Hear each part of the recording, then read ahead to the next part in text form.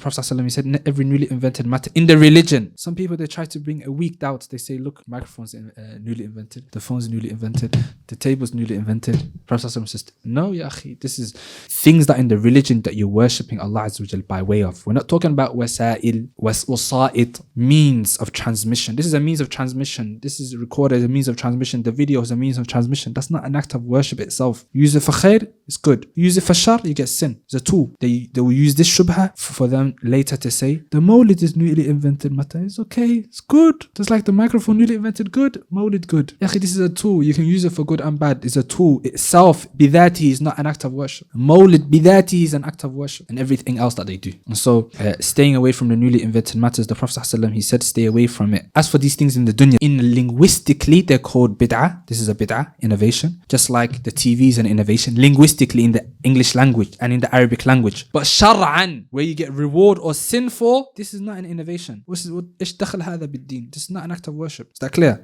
They confuse the linguistic word for innovation and use it on religious affairs in order to make their things okay. And once you go that rabbit hole, khalas, everything's okay. They will say, yes, newly invented matters are bad, but this one is good, and this one is good, and this one is good, and everything's an exception.